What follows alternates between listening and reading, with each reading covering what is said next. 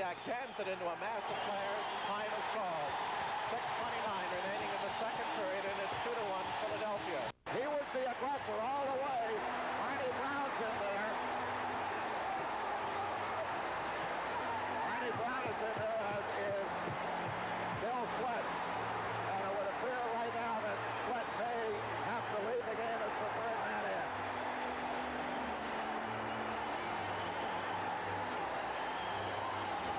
Curt Bennett just leaped on Clarke. He was the aggressor, and he got Clarke down very quickly just by sheer size. And of course, this is what the Flames have lacked all during the series, Steve. The goal has ignited them. This could ignite them even more. The Flyers have got to gather their reserve strength and come back and score. Now Hextall's over there trying to goad Schultz into more action, and we were informed last night on the plane by Bob Taylor that referee Brian Lewis last night was going to penalize him for inciting, was the word. Well, right now, Brian Hextall is inciting. Should be interesting to see just how these penalties are piled off on the players involved, and if indeed Bill Flett is third man in, which would cost the Flyers his services for the night and would give the Flames a one-upsmanship on the first really big battle of the series. We're going to see how this started.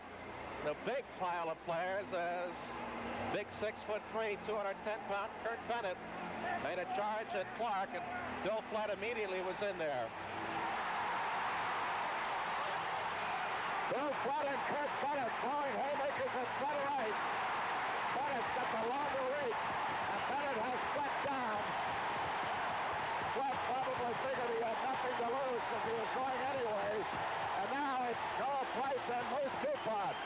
Gene, we thought this might have happened last night in the third period, but we were almost certain it was going to explode tonight. Bennett and Flett are separated. Bennett will get 2 5-minute fights. Flett wants more of it.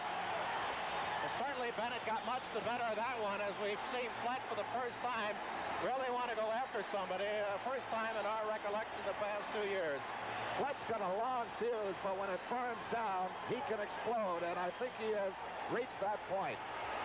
Flett is through anyway, I would guess, as third man in.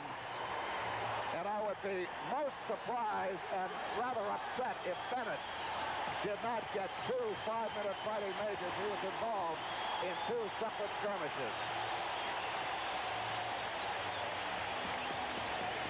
The time on the clock shows 6:29 remaining in the period as Dupont and Noel Price were slamming at one another a little bit earlier. And then Richard and Clarke paired off. But this was quite an imbroglio. And for once, it was not perpetrated by the Bart Street bullies. And it looks like Bennett is going to have to, he's done for the night as he's being escorted to the locker room. Well, I don't know on what basis he hasn't been involved in anything up to these 2 individual skirmishes. I wouldn't think that, I didn't see any notice given by referee Dave Newell that there was a game misconduct assessed to Bennett. Flett is heading for the Flyers dressing room. I would think, obviously, Bennett for starting a fight after everything had stopped, which is what the referees are going now. Well, the real classy fans here in Atlanta are showing their class now as they're pouring all sorts of debris down from the overhang as Flett heads for the dressing room. And while they clear the ice of all sorts of debris and figure out who's going where and why, time for us to remind you that a giant battle of the little men unfolds at the Spectrum on April 29th when the Monday Night Fights presents North American Junior Lightweight Champion Sammy Goss of Trenton. And now across the way, Deadmarsh, Kelly, Schultz, and the whole bench empty. Both benches. I did not see that start. That was Deadmarsh, who came off the Atlanta bench and went after the Flyers, and then Bob Kelly jumped out there, but it was Deadmarsh, the perpetrator of that, and we've got Rick MacLeish trying to dump somebody. I believe that's Rick. His jersey is off, trying to dump a flame, an unidentified flame, back into their own table. We've got players jammed into the Flyers player area. And this is really, this has got to go down as the biggest of the year, with the save exception of the California Flyers thing at the Spectrum. And now we've got Richard over there with a headlock, and this is It's going on right on the Flyers bench, Gene. Fred Sherrill is right in the middle trying to get out of it. And we've got Lonsbury teared off, and Pat Quinn is in a bear hug with Bob Kelly. The two goaltenders are not involved, and the most passive members to the left of the Flyer bench is Bob Taylor and Phil Meir. You can see Bernie Jeffrey on climbing the glass. Neil Armstrong is in there. There's Ed Van Epp. That looks like Tom Lysiak. No, that's John Stewart. Lysiak is paired off with, it looks like Joe Watson. Well, I just took out a second sheet, Don, because we're going to have a lot of penalties in this one. McCrary and Zaleski look as though they're reaching the point of squaring off. Tommy Bladon's lost a shirt, and he's out there. That's Jack Stewart, who was the one that really looked like he took a beating in there. And Stewart took a shot from Schultz as he came off the bench. What was he doing in the Flyer bench to begin with? Well, I will have to go back to the original, Don. It was Butch Deadmarsh who triggered this whole thing by diving off the Atlanta bench and challenging the Flyers at their own bench. And Phil Barber is still over there, I think, with Ray Como.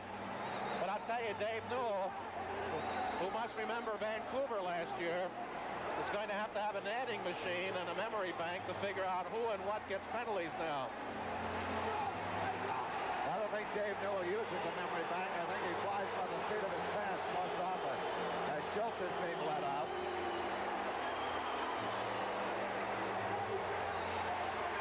As a rule, a referee can't possibly remember everything. He tries to rely on his linesman to help him out. But we've seen many times this situation happen where you get a complete bench emptying and a lot of people go unpenalized completely. Well, Clarke obviously is going in, and Schultz is going in, and Flett has left. And there's going to be a myriad of penalties. And it all comes at 13 minutes and 31 seconds of this, the second period of play, with the Flyers holding a slim 2-1 margin. They lead in games 2-0. And apparently Bernie Jeffrey gave his club a real tongue lashing after the first period. And they've come out bombing here in the middle period. Curt Bennett literally leaped on Bobby Clarke to set that one off. Bill Flett, the third man in, was gone anyway, so he and Curt Bennett squared off. Bennett getting much the better of the going there, and they've gone off. Again, I'll be interested to see why Bennett got a game misconduct.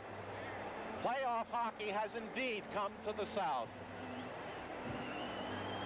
Well, as we were saying in the midst of the fights here, we were talking about a couple of other pretty fair country fighters, as the Monday Night Fights presents North American Junior Lightweight Champion Sammy Goss of Trenton against South Philadelphia's unbeaten sensation Tyrone Everett in a 12-round match for the North American Junior Lightweight Champion. Goss has a 39-3 record with 19 knockouts. Everett 19-0 with 11 knockouts and hasn't lost a single round in his last 10 fights. Tickets are priced at $5, $7, and $10, and they're on sale now at the Spectrum. Don, I don't know who is caught or who's bleeding profusely, but it has to be someone, because the back of Deadmarsh's shoulder is covered with claret, as now Bob Kelly in anger, as some fans were chewing at him and dumping debris, threw his water bottle up into the stands. Now, the penalty box is directly on the near side of the ice from which our vantage point sits. And the Flyers are arguing that they're just not going to be fully protected in the penalty box, and they don't want to go in there and start any imbroglios with fans who are now themselves being conducted away. Well, while we were witnessing the tail end of the first skirmish, give credit where credit is due. Cliff Fletcher, the general manager of the Flames, was standing right beside you, Gene. He said, get some security men down there quick. We don't want it to break out into the stands, too. But you always wonder, as an afterthought, why do you have to say get some men down there after these things begin? They should be down there. The fact is, he took it upon himself, and it's not his job to do it, and I give him credit. Those people should always be here in the building by those penalty boxes, by the players' benches, just to protect against things of this nature. And of course, it always seems that the most, well, I don't know, the vicious of fans are the ones who love to sit behind the penalty box in order to chew at visiting players. And right there, one of Atlanta's finest just did a quick march through Georgia to separate the fans from the glass at the back of the penalty box. But boy, I'll tell you, we're going to have to really keep track of penalties here, as there are going to be a host of them. Down goes some more security men to our left and right, as now some semblance of order is beginning to take place here at the Omni, as the rink itself looks like the end of a battle in a battlefield, with sticks and claret, gloves spread all over the ice, as well as bodies of players who are here, have departed. That's Flett and Curt Bennett, and many will spend 5 or 10 or more minutes in the penalty box for various offenses. I'm wondering, Gene, if Bennett was just herded to the Atlanta box because 10 minutes is longer than what remains in this period, and what's the point of sticking around and jeopardizing the possibility of a third outbreak? I would think so, because he went after Clarke, which was one fight. Things settled down, and then he went after Flett. And I would think that would be enough for Dave Noel, as he's done to Schultz. Recall the last time in here, Schultz and Quinn never threw punches, and Dave received a 10-minute misconduct and then a game misconduct just for the threat of inciting or instigating a battle. And Bennett, who banged twice, obviously is gone. And should be interesting to see the third man in. And if Deadmarsh is the guy who'll get the double minor in the game misconduct, we're coming off the Atlanta bench and charging the Flyer bench, which really blew this whole thing wide open. Up until then, it was a Clarke Bennett, Flett kind of thing, with minor penalties and some fighting involved. But after that, it exploded as everyone from both clubs leaped off the bench, and the action occurred at the boards by the Flyer player bench as Deadmarsh came off. But I'd have to say this, it was not Bob Kelly who was originally Deadmarsh's opponent, but Kelly came off and really decked him from behind, and then the Atlanta Flames all came out en masse. But Dave Newell's directly below us, listing what are going to be, I'm sure, many, many penalties out of this imbroglio. And of course, the long-range aspect is, what will this do to both clubs? The Flyers came out storming, controlled the first period, led 2-0. But here in the second, slowly the emphasis is switched to Atlanta, and they finally capitalized at 8:47 on the 5-a-side situation, although Flyers had a second man just coming out of the box van in. So in essence, it was a power play, although not go in the book as such. Romanchuk gets the goal from Lysak in an area, and since then they've really been charging at Courant, and the shots now show the Flames leading 15-14, so they've outshot the Flyers 7-5 here with 6:29 remaining. And sooner or later, we're going to get the PA announcer to start listing his penalties, and while that's happening, we're going to have another delay, as Omni personnel are going to have to come out and clean off much of the debris that's all over this ice. And we've got some more trouble in here in the penalty box directly below us. We can't see it with everyone standing up in front of us. And we've got Joe Watson trying to tell Dave Schultz to sit down and cool it. And Neil Armstrong is saying, just sit down, and we've got protection as Dupont is in there. But I think what Joe Watson doesn't want is Schultz to be lost for the game, and now he is. Maybe not lost for the game, but maybe they've advised it for the remainder of the period. Oh, now he might have been out for the game as he's given a choke sign to Noel. Now I think we're going to get the penalties.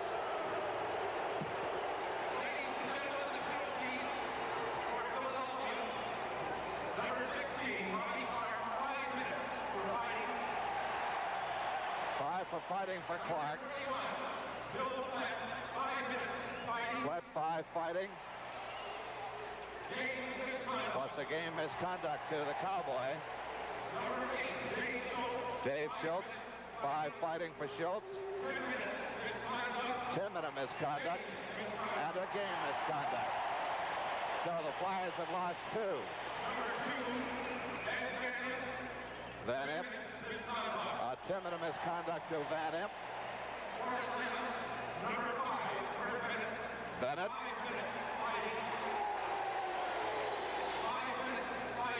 2 5-minute fighting majors, plus a game misconduct. That's to Curt Bennett of Atlanta. Deadmarsh. Deadmarsh, only 5 minutes for fighting. That I don't understand. Stewart, only a 10-minute misconduct. Well, what can I tell you? Dave Noel must be watching a different hockey game than we are. Well, the Atlanta Flames get away with highway robbery here at the Omni on this exchange. Repeating again, the Flyers lose 2 men for the rest of the game, Flett and Schultz. Bennett, the lone game misconduct, yet Deadmarsh came off the Atlanta bench to start things up again and only ends up with a 5-minute fighting major. Stewart, only a 10-minute misconduct, even though he was involved in a fight. I don't understand it, Gene. Well, somebody came off that bench first, and it had to be. Well, he didn't get the call. So what it is the Flyers are now minus 4 players, and Atlanta 3, and the Flyers will only get 2 of those back, and Atlanta 1. Actually 2. So the Flyers defense, with Ashby sitting out tonight, is cut one more short. Van Impe out for the next 10 minutes. So that means they're going to have to go with Bladon, Dupont, Joe Watson, and Jimmy Watson. They'll be cut down to 4 defensemen as we're back to play. Shot bouncing in on Brant, leaves for Tom Bladon on the far side. Up to MacLeish, who slides at center. Clay steals the puck. He's going to have a clean breakaway on Bouchard. In. He hits the upright. And there was a play that may turn the game around for Atlanta. MacLeish had the man beaten and hit the upright as he had him beaten to the top corner. Wait a minute. They've said score. They've said score. The goal judge has said score. I believe it might have hit that tight string up underneath and bounced right down again. I've seen this happen before, Gene. I think that, or we can take a look at it. Maybe we can determine better. No goal? Well, it is a goal. Right. It counts. It's MacLeish. Bouchard had just swung his stick in anger trying to break through Neil Armstrong, and he might be out of the game. And so MacLeish on the breakaway puts the Flyers ahead 3-1. A case of tasty cake, and it comes at 13:47. All right, let's take a look at that.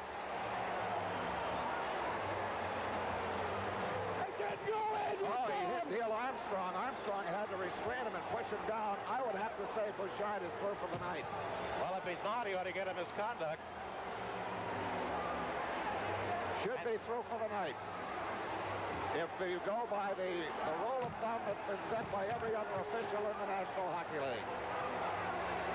Perrant did that at Boston and was gone. And now Bouchard hangs his stick against the glass. And you've got fans on the glass, tearing at the glass, and he whacks the stick at him again. And in all deference, Don, I'm wondering this. There's a fan that's going to be And the fan has just attacked the goal judge. And Don, I just wonder this. In all fairness, I realize Bouchard's anger, but on that play, how in the world could he tell whether it was in or not? Because all he could do was face MacLeish, the play was behind him, and that fan is gone. So it's MacLeish unassisted, and for Rick, who scored 3, a hat-trick last night, that's his 4th in 2 nights. And I would have to say, and I would be most surprised again, well, Noel surprised me once before, Bouchard's got to be through. He's got to be through. But it's incredible so far throughout this entire broglio, which is getting ugly now. Bernie Geoffrion has never changed the expression on his face. He always looks angry. This game, which was a tight checking controlled game by Philadelphia coming into this period. All of a sudden, when the Flames had scored, opened up to a furious pace. Then we had a huge battle which involved Clarke getting a 5-minute fighting, Schultz 5, 10, and 10, Flett 5-minute game misconduct, then Impe misconduct, Bennett 2 5-minutes for fighting and a game misconduct, Deadmarsh 5 for fighting, and Stewart a misconduct. Now seeing the MacLeish just 16 seconds after this whole wild fight break in on an errant play as he digged it away from the Atlanta defense going in. And our call was we thought that it hit the crossbar, but it apparently caught the tight part of the netting inside and carried out. And the judge is closer than we are. That he is, and I'm just wondering out loud what right Brian Hextall, who doesn't even wear an A on his jersey, has to go over and question the goal judge. Of course, I think Tom or Don, in my own view, to be honest, on that play as we saw it from here, had that now goal been allowed against Philadelphia, I think I would be angry. Because from this distance, it looked like it hit the crossbar. Well, as you said earlier, the goal judge is much closer than we are. And again, we didn't see how that puck bounced down, and maybe it bounced down and in and out, you know, inside the goal line and out. But the goal judge was emphatic, and Dave Noel made no argument or really didn't question the play much. So I can only assume that it must have been a goal, because Noel did not go over to the goal judge and say, was it in, or let's talk a little bit. He just went right by and came over here, and our indication was as he skated to the penalty timekeeper that we were having a goal scored. Let's go back to that game in Boston. Dave Noel was the referee then. Bernie Perrant never laid a hand on him, yet he got a game misconduct for arguing that he had been speared by Ken Hodge. Now here's Danny Bouchard, who actually struck the official.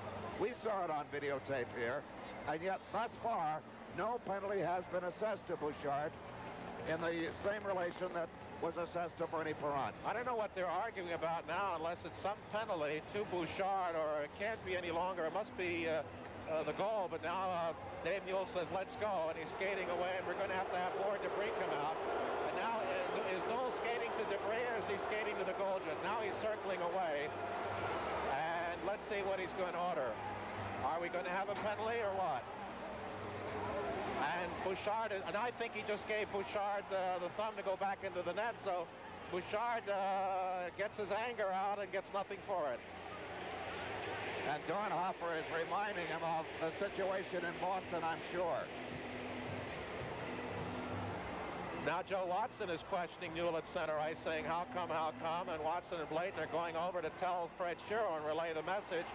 McCrary and MacLeish are at center ice. And that was a clutch play by MacLeish under the circumstance, Don, when maybe all of this blood and thunder, plus the goal that Atlanta scored, and the crowd would give the Flames the drive. And it's MacLeish who has come up with a sobering score that makes it 3-1. So the Flames now know that they've got to beat Perrant 3 more times tonight, minimum, to go home a winner. What to do, but just to get out his head, just ask him what to call, and the tremendous product has to move.